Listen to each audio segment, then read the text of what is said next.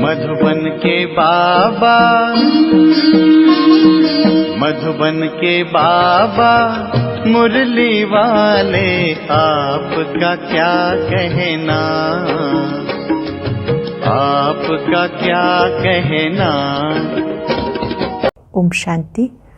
आज 19 दिसंबर 2021 के अव्यक्त महावाक्य हैं, जिनकी ओरिजिनल डेट है 13 दिसंबर 1989। आज के अव्यक्त मुरली का सार है दिव्य ब्राह्मण जन्म के भाग्य की रेखाएं। दिव्य ब्राह्मण जन्म के भाग्य की रेखाएं। आज विश्व रचयिता बाप दादा अपने विश्व की सर्व मनुष्य आत्माओं रूपी बच्चों को देख रहे हैं। निराकार शिव बाबा जो विश्व रचयिता है, वो अपने विश्व की सर्व मनुष्य आत्माओं रूपी बच्चों को देख रहे हैं। सर्व आत्माओं में अर्थात सर्व बच्चों में दो प्रकार के बच्चे हैं। एक है बाप को पहचानने वाले, दूसरे हैं पुकारने वाले व परखने के प्रयत्न करने वाले, लेकिन हैं सभी बच्चे। तो आज दोनों प्रकार के बच्चों को देख रहे थे। सर्व बच्चों में से पहचानने वाले व प्राप्त करने वाले बच्चे बहुत थोड़े हैं और पहचान करने के प्रयत्न वाले अनेक हैं। पहचानने वाले बच्चों के मस्तक पर श्रेष्ठ भाग्य की लकीर चमक रही है। पहचानने वाले बच्चों के मस्तक पर क्या देखा? श्रेष्ठ भाग्य की लकीर चमक रही है। सबसे श्रेष्ठ भाग्य की लकीर है बाप द्वारा दिव्य ब्राह्मण जन्म की। दिव्य जन्म की रेखा अति श्रेष्ठ चमक रही है।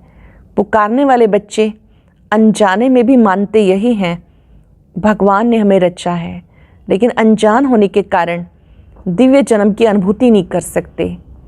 आप भी कहते हो हमें बाप दादा ने दिव्य जन्म दिया, वो भी कहते हैं भगवान ने रचा। भगवान ही रचता है, भगवान ही पालनहार है, लेकिन दोनों के कहने में कितना अंतर है। आप अनुभव से, नशे से, नॉलेज से कहते हो हमें बाप दादा माता पिता ने रचा है, अर्थात ब्राह्मण जन्म दिया है। रचता को, जन्म को, जन्म पत्री को, दिव्य जन्म की विधि और सिद्धि सबको जानते हो। रचयिता को भी जानते हो, निराकार शिव बाबा को, अपने दिव्य जन्म को भी जानते हो, जन्म पत्री को भी जानते हो, दिव्य जन्म की विधि और सिद्धि सबको जानते हो। हर एक को अपना दिव्य जन्म का बर्थडे याद है ना? इस दिव्य जन्म की विशेषता कौन सी है? साधारण जन्मधारी आत्माएं अपना बर्थडे अलग मनाती हैं, फ्रेंड्स डे अलग मनाती हैं, पढ़ाई का दिन अलग मनाती हैं। और आप क्या कहेंगे? आपका बर्थडे भी वही है, तो मैरिज डे और पढ़ाई का दिन भी वही है। मदर डे कहो, फादर डे कहो, एंगेजमेंट डे कहो, सब एक ही है। ऐसा दिव्य जन्म कभी सुना? सारे कल्प में ऐसा दिन आप आत्माओं का फिर कभी भी नहीं आता। सतयुग में भी बर्थडे और मैरिज डे एक नहीं होगा, लेकिन इस संगम युग के इस महान जन्म की विशेषता भी है और विचित्रता भी है। विशेषता भी है और विचित्रता भी है। वैसे तो जिस दिन ब्राह्मण बने वही जन्मदिन, वही मैरिज दिन है, क्योंकि सभी यही वायदा करते हो, एक बाप दूसरा न कोई। जब बाबा के बनते हो वही आपका जन्मदिन है, वही आपका मैरिज डे भी है। तभी आप वायदा करते हो, एक बाप दूसरा न कोई। ये दृढ़ संकल्प पहले ही करते हो ना। तुम्ही से खाऊं, तुम्ही से बोलूं, तुम्ही से सर्व संबंध निभाऊं, ये सब ने वायदा किया है ना। पांडवों ने, माताओं ने, कुमारियों ने, सभी ने वायदा किया है। वायदा नोट कर लेंगे। तुम्हें संग खाऊं, खाते समय भी याद करेंगे, कुछ बोलने से पहले, कुछ सुनने से पहले, सैर करते हुए, हर कर्म करते हुए बाबा को याद करेंगे। और कहीं स्वप्न में भी मन नहीं जा सकता। ऐसे पक्के हो ना। या कोई साथी चाहिए, सेवा के लिए कोई विशेष साथी चाहिए, तो साथी दिवस किसका मनाएंगे? सेवाधारी साथी का या बाप साथी है उसका दिवस मनाएंगे। चाहे सर्विस करने वाले हैं, चाहे सर्विस लेने वाले हैं, लेकिन सेवा के समय सेवा की, फिर इतने ही न्यारे प्यारे बनो जो जरा भी विशेष झुकाव ना हो। सेवा की, सेवा साथियों के साथ मिलकर फिर उससे न्यारे प्यारे हो गए, जरा भी विशेष झुकाव ना हो। जो सेवा में मदद करेगा वो विशेष होगा ना, चाहे भाई हो या बहन हो। जो विशेष सेवा करता है वो विशेष अधिकार भी रखेगा। तो सेवा के साथी बनो, लेकिन साक्षियों के साथी बनो। अंडरलाइन करेंगे, साथी बनो, सेवा के साथी बनो, लेकिन साक्षी हो के साथी बनो। साक्षीपन भूल जाता है तो सिर्फ साथी बनने में बाप भूल जाता है। साक्षी बन पार्ट बजाने की प्रैक्टिस करो। हर एक बच्चे के मस्तक पर विशेष 4 भाग्य की लकीरें चमकती हैं। पहली, दिव्य जन्म की रेखा। दूसरी, परमात्म पालना की रेखा। तीसरा, परमात्म पढ़ाई की रेखा। और चौथा, निस्वार्थ सेवा की रेखा। पहली दिव्य जन्म की रेखा, दूसरी परमात्म पालना की रेखा, तीसरा परमात्म पढ़ाई और चौथा निस्वार्थ सेवा की रेखा। सबके मस्तक में चारों ही भाग्य की रेखाएं चमक रही हैं, लेकिन चमक में और सदा एकरस वृद्धि को प्राप्त करने में फर्क होने के कारण चमक में अंतर दिखाई देता है। आदि से अब तक चारों ही रेखाएं सदा यथार्थ रूप से चलती रहें, वो बहुत थोड़ों की है। आदि से सभी रेखाएं यथार्थ रूप से चलती रहें, वो बहुत थोड़ों की है। बीच बीच में कोई ना कोई बात में भाग्य की लकीर या तो खंडित होती है या चमक कम होती है, स्पष्ट नहीं होती है। जैसे हस्तरेखाएं भी देखते हैं ना, कोई की खंडित होती है, कोई की एकरस होती है, कोई की स्पष्ट होती है, कोई की स्पष्ट नहीं होती। बाप दादा बच्चों के भाग्य की रेखा को देखते हैं। बाप दादा बच्चों के भाग्य की रेखा को देखते हैं। दिव्य जन्म सबने लिया, लेकिन दिव्य जन्म की रेखा खंडित होती व स्पष्ट नहीं होती, क्योंकि अपने जन्म के धर्म में अखंड नहीं चलता, तो उनके भाग्य की लकीर खंडित होती है। धर्म क्या है, कर्म क्या है, उसको तो जानते हो ना। ऐसे ही परमात्म पालना में सभी ब्राह्मण चल रहे हो, चाहे समर्पित हो चाहे प्रवृत्ति में हो, लेकिन बाप के डायरेक्शन से चल रहे हो। चाहे आप परिवार में रहते हो, चाहे आप सेंटर पे रहते हो, लेकिन बाबा के डायरेक्शन पे चल रहे हो। प्रवृत्ति वाले क्या कहेंगे, अपना कमाया हुआ खाते हो या बाप का खाते हो? बाप का खाते हैं ना, क्योंकि अपना सब कुछ बाबा को दे दिया। जो परिवार में रहते हैं, बाबा ने कहा किसका खाते हो? कहीं ये तो नहीं सोचते अपना कमाया हुआ खाते हैं, नहीं, बाप का दिया हुआ खाते हो। चाहे कमाते भी हो, कमाया हुआ धन बाबा के हवाले करते हो या अपने काम में लगाते हो। ट्रस्टी हो ना, ट्रस्टी का अपना कुछ नहीं रहता, गृहस्थी में अपनापन होता है। ट्रस्टी अर्थात सब कुछ बाबा का है। अपने हाथ से खाना बनाते हो ना, तो भी समझते हो ब्रह्मा भोजन खा रहे हैं। पहले भोग किसको लगाते हो? बाप को अर्पण करते हो ना। अर्पण करना अर्थात बाप का खाना। बाबा को अर्पण कर दिया, बाबा को भोग लगा के खाया, अर्थात बाप का दिया हुआ खाया। ब्रह्मा भोजन खाते हो। चाहे बच्चों के अर्थ भी लगाते हो, वो भी डायरेक्शन अनुसार लगाते हो। जैसे समर्पित बहनें व भाई भिन्न भिन्न कार्य में तन मन लगाते हैं, तो धन भी लगाते हैं। ऐसे प्रवृत्ति में रहने वाले भी चाहे तन लगाते हैं चाहे धन लगाते हैं, बाप की श्रीमत प्रमाण ही अमानत समझ कार्य में लगाते हो। ऐसे करते हो ना। अमानत में ख्यानत अथवा मनमत तो नहीं मिलाते हो। अमानत में ख्यानत अथवा मनमत तो नहीं मिलाते हो। तो परमात्म पालना सब ब्राह्मण आत्माओं को मिल रही है। परमात्म पालना आप ब्राह्मण आत्माओं को मिल रही है। पालना की जाती है शक्तिशाली बनाने के लिए। माता की पालना का प्रत्यक्ष रूप क्या होता है? माता की पालना का प्रत्यक्ष रूप बच्चा शक्तिशाली बनता है। तो ब्रह्मा माँ की पालना द्वारा सभी मास्टर सर्वशक्तिवान बने हो। लेकिन कोई बच्चे सदा शक्तियों को कार्य में लगाते हैं, कोई बच्चे प्राप्त शक्तियों को पालना को कार्य में नहीं लगाते, अर्थात पालना को प्रैक्टिकल में नहीं लाते। इसलिए श्रेष्ठ पालना मिलते हुए भी कमज़ोर रह जाते हैं। भाग्य की लकीर खंडित हो जाती है।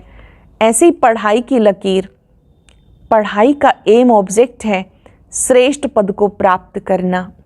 इस पढ़ाई का एम ऑब्जेक्ट है श्रेष्ठ पद प्राप्त करना। शिक्षक बाप पढ़ाई सबको एक ही पढ़ाता है, एक ही समय पे पढ़ाता है, लेकिन जो श्रेष्ठ ब्राह्मण जीवन का वह पढ़ाई का पद अथवा नशा है, वह सबको एक जैसा नहीं रहता। इस ब्राह्मण जीवन का नशा भी सबको एक जैसा नहीं रहता। फरिश्ता सो देवता स्टेटस को सदा स्मृति में नहीं रखते, इसलिए भाग्य की लकीर में अंतर पड़ जाता है। ऐसी सेवा की लकीर, सेवा की विशेषता है जो ब्रह्मा बाप ने साकार रूप में, अंतिम वरदान रूप में स्मृति दिलाई। निराकारी, निर्विकारी, निरंकारी। निराकारी स्थिति में स्थित होने के बिना किसी भी आत्मा को सेवा का फल नहीं दे सकते, क्योंकि आत्मा का तीर आत्मा को लगता है। स्वयं सदा इस स्थिति में स्थित नहीं है तो जिनकी सेवा करते हैं वह भी सदा स्मृति स्वरूप नहीं बन सकते। ऐसी निर्विकारी, कोई भी विकार का अंश अन्य आत्मा के शूद्र वंश को परिवर्तन कर ब्राह्मण वंशी नहीं बना सकता। उस आत्मा को भी मेहनत करनी पड़ती है, इसलिए मोहब्बत का फल सदा अनुभव नहीं कर सकते। निरंकारी सेवा का अर्थ है फल स्वरूप बन चुकना, निर्माण बनना। बिना निर्माण बने निर्माण अर्थात सेवा में सफलता नहीं मिल सकती। बिना निर्माण बने निर्माण, सेवा में सफलता नहीं मिल सकती। तो निराकारी, निर्विकारी, निरंकारी तीनों वरदानों को सदा सेवा में प्रैक्टिकल में लाना। निराकारी, निर्विकारी, निरंकारी तीनों वरदानों को सदा सेवा में प्रैक्टिकल में लाना, इसको कहते हैं अखंड भाग्य की रेखा। अब चारों ही भाग्य की रेखा को चेक करो कि अखंड है या खंडित है, स्पष्ट है या अस्पष्ट है। कोटों में कोई तो बन गए, बनना है कोई में भी कोई।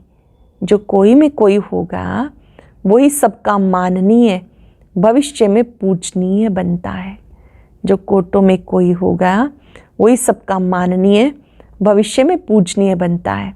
जो अखंड भाग्य के तकदीरवान है, उसकी निशानी है वो अब भी सब ब्राह्मण परिवार का प्यारा होगा।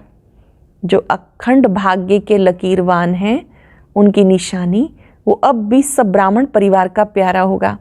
माननीय होने के कारण सर्व की दुआएं श्रेष्ठ आत्माओं के भाग्य की लकीर को चमकाती रहती हैं। तो अपने आप से पूछो, मैं कौन? खुद से पूछो, मैं कौन? सुना आज क्या देखा? दुनिया वाले कहते पालनहार है, जन्मदाता है, लेकिन जन्मदाता का परिचय ही नहीं। और आप नशे से कहते हो जन्मदाता परमात्मा कैसे है, पालनहार परमात्मा कैसे है? ब्रह्मा माँ की पालना भी मिल रही है और बाप की श्रेष्ठ मत पर योग्य आत्माएं बन गए। बाबा की श्रेष्ठ मत पर योग्य आत्माएं बन गए। बाप बच्चों को योग्य बनाता है, माँ बच्चों को शक्तिशाली बनाती है। दोनों अनुभव है ना। अच्छा, गीता पाठशाला वाला ज़्यादा आए हैं। गीता पाठशाला वाले कौन हुए? गीता का ज्ञान सुनने वाले हे अर्जुन हैं। अर्जुन समझकर गीता ज्ञान सुनते हो या अर्जुन दूसरा है? मैं अर्जुन हूँ ये समझते हो? सदैव ये अनुभव करके सुनो, मैं अर्जुन हूँ। जो ओटे सो अर्जुन, ज्ञान को जो अर्जित करता है वो अर्जुन है। ये अनुभव करके सुनो, मैं अर्जुन हूँ, मुझे विशेष भगवान गीता का ज्ञान सुना रहा है। गीता पाठशाला वाले सबसे नंबर 1 निकल जाएंगे। इस विधि से सुनो तो आगे चले जाएंगे। टीचर्स को बिजी रहने के लिए गीता पाठशालाएं अच्छी हैं। गीता पाठशाला चक्रवर्ती भी बनाती हैं, बिजी भी रखती हैं, वृद्धि भी अच्छी होती है। मेहनत कम लेते हैं, मददगार ज़्यादा बनते हैं। गीता पाठशाला वाले मेहनत कम लेते हैं, मददगार ज़्यादा बनते हैं। बलिहारी तो गीता पाठशाला वालों की है ना, इसलिए गांव वाले बाबा को प्यारे लगते हैं। बड़े स्थानों पर माया भी बड़े रूप की आती है, गांव वालों को माया भी गांव वाली आती है। इसलिए बहुत अच्छे हो गांव वाले ज़्यादा संख्या कहाँ की है? अभी तो सब मधुबन निवासी हो। सभी टीचर्स की परमानेंट एड्रेस कौन सी है? मधुबन है ना। वे दुकान है और ये घर है। मधुबन आपका घर है और जो सेवा स्थान है वो एक तरह से दुकान है जहाँ आप कार्य करते हो। ज़्यादा क्या याद रहता है, घर या दुकान? कोई कोई को दुकान ज़्यादा याद रहती है, सोएंगे तो भी दुकान याद आएगी। आप लोग जहाँ चाहो बुद्धि को स्थित कर सकते हो। सेवा केंद्र पर रहते भी मधुबन निवासी बन सकते हो और मधुबन में रहते भी सेवाधारी बन सकते हो। यह अभ्यास है ना। सेकंड में सोचा और स्थित हुआ। यह है टीचर्स की स्थिति की विशेषता। बुद्धि भी समर्पित है ना, या सिर्फ सेवा के लिए समर्पित हो? बुद्धि भी समर्पित है ना, या सिर्फ सेवा के लिए समर्पित हो? समर्पित बुद्धि वाले अर्थात जहाँ चाहे जब चाहे वहाँ स्थित हो जाएं, ये विशेषता की निशानी है। बुद्धि सहित समर्पित ऐसे हो ना, या बुद्धि से आधे समर्पित हो और शरीर से सारे हो। कोई कोई टीचर्स भी कहती हैं योग में बैठते हैं तो आत्म अभिमानी होने के बदले सेवा याद आती है, लेकिन ऐसा नहीं होना चाहिए, क्योंकि लास्ट समय अगर अशरीरी बनने की बजाय सेवा का ही संकल्प चला तो सेकंड के पेपर में फेल हो जाएंगे। उस समय सिवाय बाप के निराकारी, निर्विकारी, निरंकारी और कुछ याद नहीं। ब्रह्मा बाप ने अंतिम स्टेज यही बनाई, बिल्कुल निराकारी। सेवा में फिर भी साकार में आ जाएंगे। इसलिए अभ्यास करो, जिस समय जो चाहे वह स्थित हो, नहीं तो धोखा मिल जाएगा। जैसा समय हो वैसा अपने को स्थित कर सके, नहीं तो धोखा मिल जाएगा। ऐसे नहीं सोचो सेवा का ही तो संकल्प आया, खराब संकल्प विकल्प तो नहीं आया, लेकिन कंट्रोलिंग पावर तो नहीं हुई ना। कंट्रोलिंग पावर नहीं तो रूलिंग पावर नहीं आ सकती, फिर रूलर बन नहीं सकेंगे। तो अभ्यास करो। अभी से बहुत काल का अभ्यास चाहिए, इसको हल्का नहीं छोड़ो। सुना टीचर्स को क्या अभ्यास करना है, तब कहेंगे टीचर्स बाप को फॉलो करने वाली। सब ब्रह्मा बाप को सामने रखो, 3 वरदान याद रखो और फॉलो करो। तीनों वरदान निराकारी, निर्विकारी, निरंकारी। ये तो सहज है ना। ये अंतिम वरदान बहुत शक्तिशाली है। इन तीनों वरदानों को अगर स्मृति में रखते प्रैक्टिकल में आओ तो बाबा के दिल तख्त, राज तख्त के अधिकारी बनेंगे।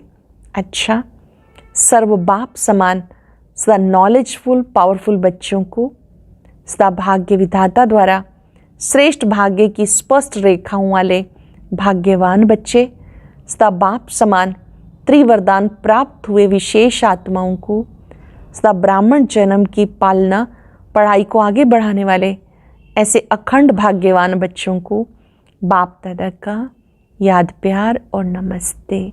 रूहानी बच्चों की रूहानी बाप दादा को नमस्ते, गुड मॉर्निंग, शुक्रिया बाबा, शुक्रिया। अव्यक्त बाप दादा की मुलाकात। अपने को सर्व प्राप्तियों से भरपूर अनुभव करते हो। महाराष्ट्र ग्रुप से बाबा मिल रहे हैं। अपने को सर्व प्राप्तियों से भरपूर अनुभव करते हो। कभी खाली तो नहीं हो जाते, क्योंकि बाप ने इतनी प्राप्तियां कराई हैं। अगर सर्व प्राप्ति अपने में जमा करो तो कभी भी खाली नहीं हो सकते। इस जन्म की तो बात ही नहीं, अनेक जन्म भी यहाँ की भरपूरता साथ रहेगी। तो जब इतना दिया है, जो भविष्य में भी चलना है, तो भी खाली कैसे होंगे। अगर बुद्धि खाली रही तो हलचल रहेगी। कोई भी चीज़ अगर फुल भरी नहीं होती तो उसमें हलचल होती है। तो भरपूर होने की निशानी है माया को आने की मार्जिन नहीं। माया ही हिलाती है। तो माया आती है या नहीं, संकल्प में भी आती है। माया के राज्य में तो आधा कल्प अनुभव किया, अभी अपने राज्य में जा रहे हो। जब मायाजीत बनेंगे तब फिर अपना राज्य आएगा। मायाजीत बनने का सहज साधन सदा प्राप्तियों से भरपूर रहो। मायाजीत बनना है तो सदा प्राप्तियों से भरपूर रहो। कोई एक भी प्राप्ति से वंचित नहीं रहो। सर्व प्राप्ति हो। ऐसे नहीं कि ये तो है, एक बात नहीं तो कोई हर्जा नहीं। जरा भी कमी होगी तो माया छोड़ेगी नहीं, उसी जगह से हिलाएगी। तो माया को आने की मार्जिन ही ना हो। आ गई फिर भगाओ तो उसमें टाइम लगता है। तो मायाजीत बने हो। ये नहीं सोचो कि 2 वर्ष या 3 वर्ष में हो जाएंगे। ब्राह्मणों के लिए स्लोगन है अब नहीं तो कभी नहीं। ब्राह्मणों का स्लोगन है, अब नहीं तो कभी नहीं। अब समय की रफ्तार के प्रमाण कोई भी समय कुछ भी हो सकता है, इसलिए तीव्र पुरुषार्थी बनो। आज का वरदान, समय और संकल्प सहित अपने सर्व खजानों को विल करने वाले मोहजीत भव। समय और संकल्प सहित अपने सर्व खजानों को विल करने वाले मोहजीत भव। जैसे बच्चे को सब कुछ विल किया जाता है, ऐसे आप लोग भी बाप को अपना वारिस बनाकर सब कुछ विल कर दो, तो विल पावर आ जाएगी। इस विल पावर से मोह स्वतः ही नष्ट हो जाएगा। जैसे साकार बाप ने पूरा अपने को विल किया, आप लोगों की जो स्मृति है, समय और संकल्प का खजाना है, उसे विल करो, अर्थात श्रीमत प्रमाण सेवाओं में लगाओ, तो मोहजीत बंधन मुक्त बन जाएंगे। स्लोगन है, एक दो का स्नेही बनने के लिए सरलता सहनशीलता का गुण धारण करो। एक दो का स्नेही बनने के लिए सरलता सहनशीलता का गुण धारण करो। ओम शांति। और अब यह एक बहुत अच्छी वीडियो भी जरूर देखें।